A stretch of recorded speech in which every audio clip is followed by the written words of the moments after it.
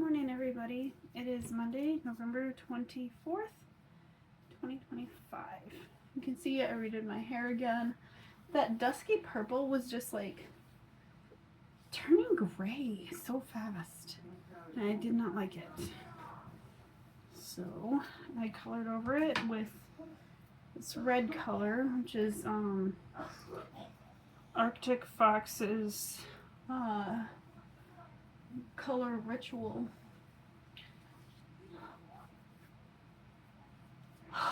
What a weekend. I tell you what. So Friday, I was at work and Robbie calls me and he's in a panic and he was coughing up blood. And he had been out running. He ran for like 5 miles or something early in the morning. He's been having a hard time sleeping, so he's been going out and running in the cold. Which, you know, can be kind of dangerous. But anyway, so he calls me from when I'm at work and he's coughing up blood. And so I was certain that I was going to get in trouble at work for, I was like, I gotta go. I can't stay. I was like fully prepared to quit my job right then if I needed to, because my kid needed me. But fortunately, I got a hold of my boss and everything was fine. She's like, it's fine. And my client was also like, go, you need to go.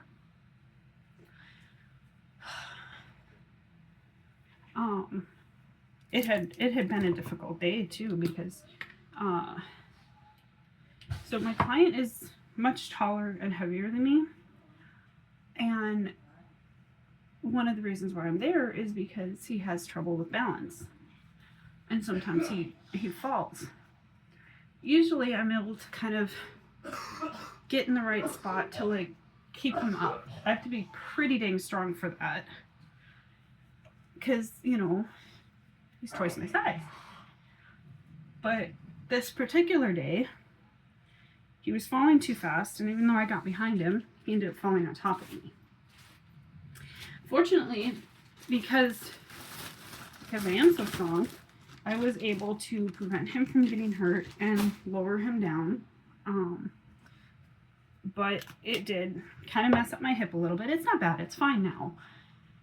But I have a connective tissue disorder that primarily affects my hips, and my hip did go slightly out of socket, but that's nothing abnormal for me. So I was fine dealing with it. Anyway, so that happened. He was fine, got him all settled in and everything, and then that's when Robbie called. And I was like freaking out, and he's like, you need to go. You need to go take care of your kid. I was like, yeah, I do. But it still took a few minutes to get through the app to clock out, because that's like a whole thing. And so anyway, so I got that, and then of course I've been walking to work. So I take off running, right? And I ran about halfway home before my legs gave out, because also earlier in the morning I decided to go for a 2-mile jog before I went to work, and I misjudged the time, and when I was about a block and a half away, I realized I only had 2 minutes until I needed to clock in, so I ran. So this is I don't run all that often, and this is the second time I'm running, and I ran, I'm gonna say about a third of a mile on a messed up hip while my muscles were already exhausted and my legs collapsed.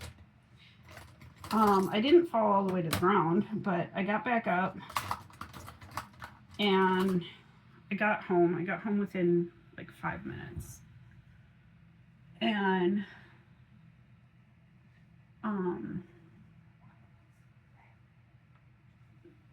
took Robbie to the ER, which is about a half an hour away from home. We ended up, so the hospital is the same hospital that my son Tilk passed away in. And it's the first time we've been in the ER in a year and a half. And so it was a little emotional.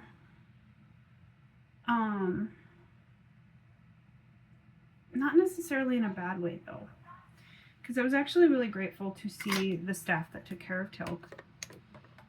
And it ended up being really healing.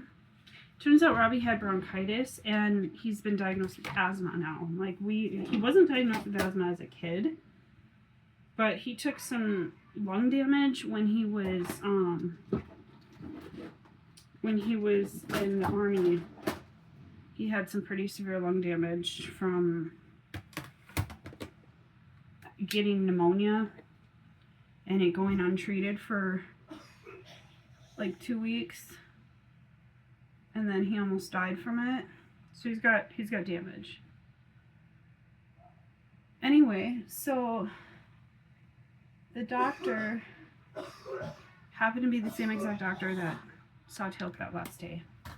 The doctor that helped me through Tilk's last hours. And it was honestly so good to see him. I had been hoping to see him at some point. And so he walks in to the bay that we were in. And he walks in and I'm like, oh my gosh, I know you.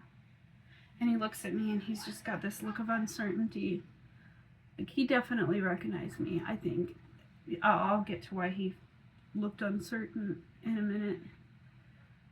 I said, you were the doctor that took care of my son the last day that he was alive. And he goes, I remember. And I started crying. I said, can I hug you? And he, really? I said, yeah, can I hug you? I'm like, you did so much for us. So you gave my son a peaceful death. And he's like, yeah, I'd like that. So I gave him a hug, and I noticed he was shaking. And he said most parents end up angry after their child dies. And they usually blame the doctor that's there helping. So that's why he was shaking, because he's been blamed for death. And this kind, compassionate, wonderful man. I said, it wasn't your fault though.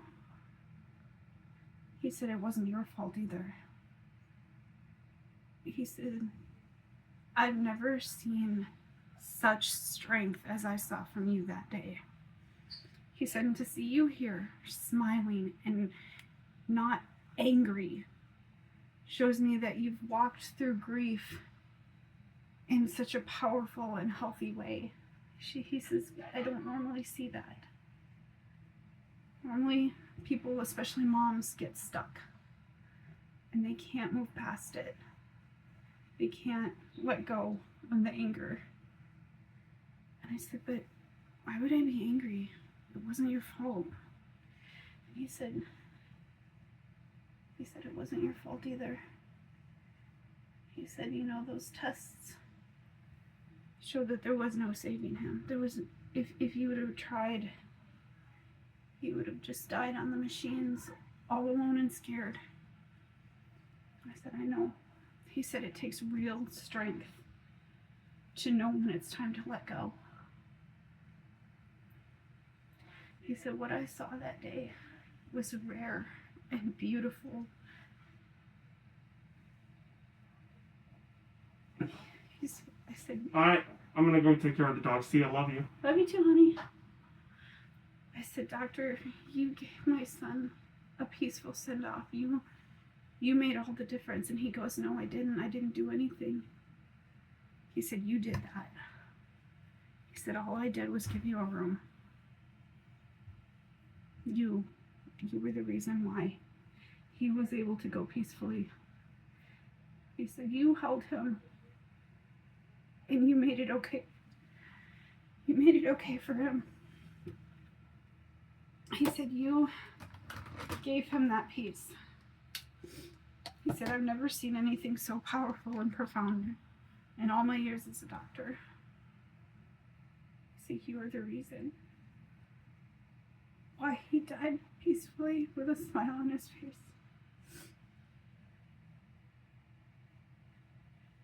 And let me tell you what, I needed to hear that so much more than I even knew.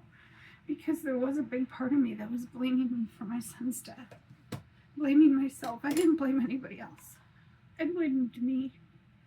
Because I was the one that signed the DNR. I was the one that said, no more. He said, you honored your son's wishes. Most people don't know how to do that.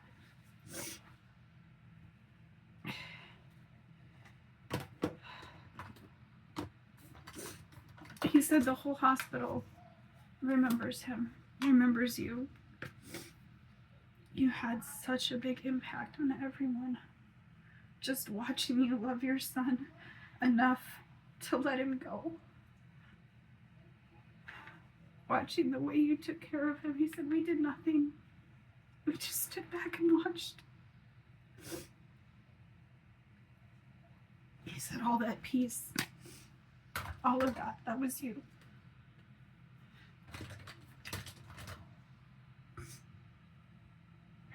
That healed something really deep for me.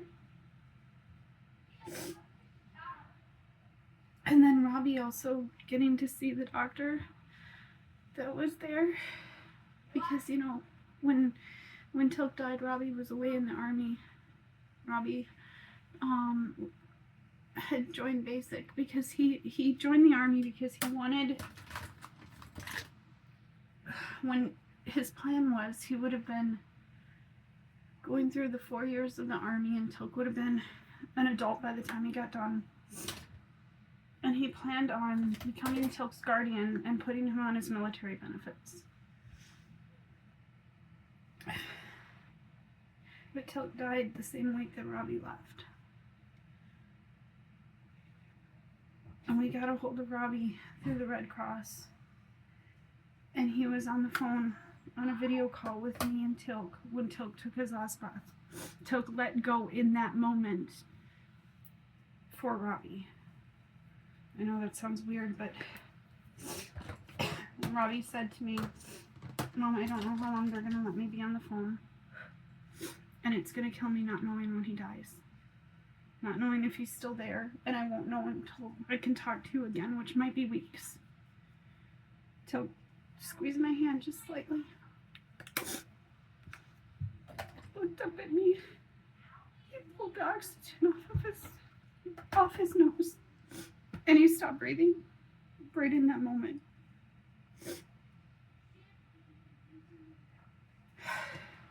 So for it to be Robbie that was there when that doctor said all that stuff, all those kind words, it was really healing for him too.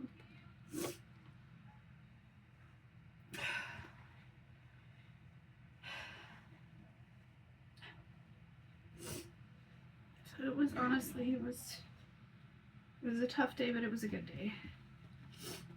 It was unexpected. It was a very unexpected sort of day.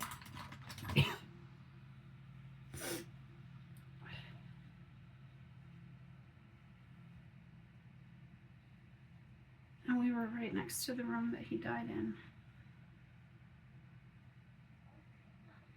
In some ways, it kind of gave me some flashbacks, you know.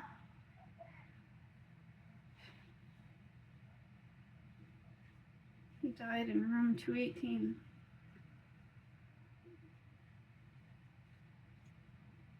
And when we went to go to chest x-ray, we went right past the room, and I was like, I didn't realize I was like literally next door to that room. Because, you know, that day that he died, I didn't really pay attention to how far away from the emergency bay it was. It was right there. I started crying, and the nurse offered to move us. I said, no, this is where we need to be. Everything happens for a reason. It sort of felt like, almost like Tilk had arranged it. Something similar happened a few months after he died. I had to take Naomi into the hospital because her knee had swollen up, and it turned out she had Lyme's disease. But we ended up with the nurse, one of the nurses that took care of Tilk that night. There's only 2 people left that I haven't had the chance to see again since he died. One of them wasn't even a nurse. She was a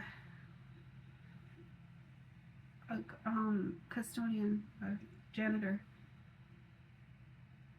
And she told me about when her daughter died.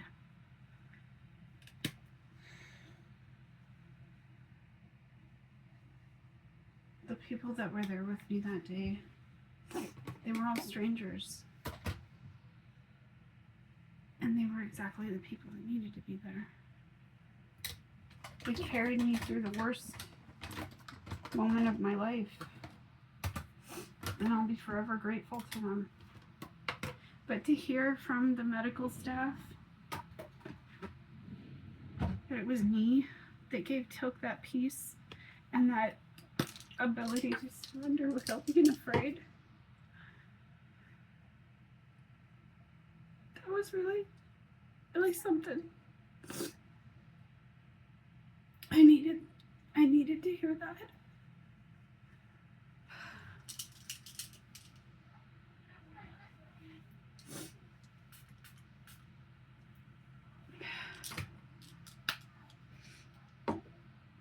There were people in the family that weren't there that day that kind of blamed me for his death. Because, I mean, they loved him too. Of course they did. They didn't see what I saw. They weren't there when Tilk asked to let him go. Oh, I miss my boy every day. And every day since he died, I've questioned whether or not I did the right thing. And to hear that from the doctor that took care of him, that ran the tests, and he said there was no way to save him. Everything was shutting down. His liver, his kidneys, his lungs, everything. There was no... Even his blood was disintegrating. There was no way to save him. He said he was done. He said, and you honored that.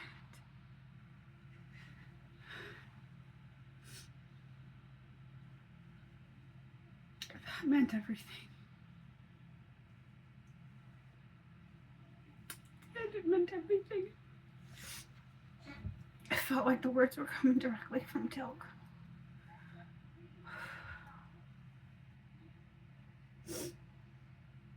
Robbie's doing better too.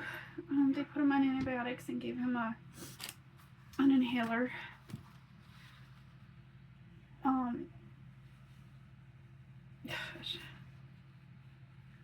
I'm trying to put my makeup on while crying. That's not usually very good. So then, the rest of the weekend, I took my PTO hours. It was kind of a mess the next day, both good and bad. And I also didn't work out all weekend, which meant my restless legs were so much worse. So on days when I work out, I don't like kick and move around all day or all night. But last night, after 2 days of not working out, hey, I love you. You hug? I know you don't want to kiss me with makeup on.